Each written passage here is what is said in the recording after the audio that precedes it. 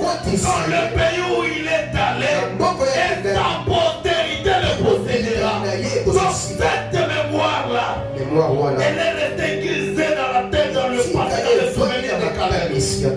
Il a dit, celui qui m'avait promis, il n'était pas un homme, il se Dieu lui-même. Il m'a dit que je verrai Canaan, que j'entrerai, et ma postérité possédera cette montagne.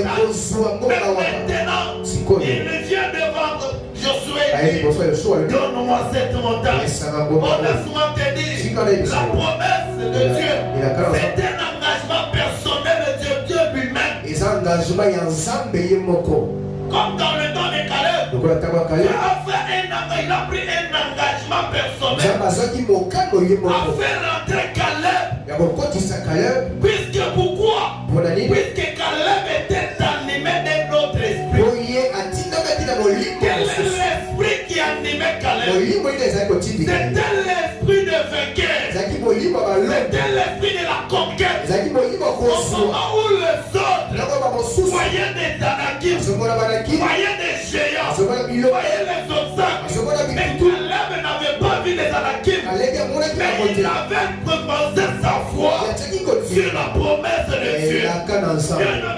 Dans les moments de crise, au lieu de regarder les Anakim, je demande plutôt à Dieu de te donner un autre esprit. C'est ça ce qui nous manque le fois.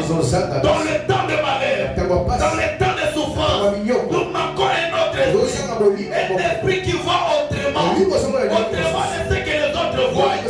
Si les autres voient le malheur, moi je dis non, c'est malheur est une porte pour moi, où le Seigneur va faire pour que je puisse entrer dans mon héritage.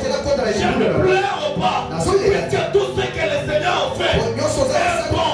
Mais comme lui-même l'a dit, je crois que je le verrai et je le toucherai. Toi, Jonas, même si tu as été jeté dans la mer, ne t'en fais pas. Ce n'est pas le poisson qui t'empêchera d'aller à Ninive. Puisque si le bateau t'a vomi, mais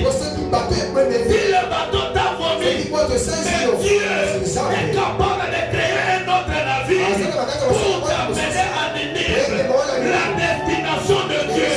Voilà pourquoi Jonas était dans le ventre du poisson. Il a fait cette prière et dit, je te bénis puisque tu m'as exaucé. Puisque là dans le ventre, Jonas n'était pas dans le ventre du poisson, mais il était dans un navire.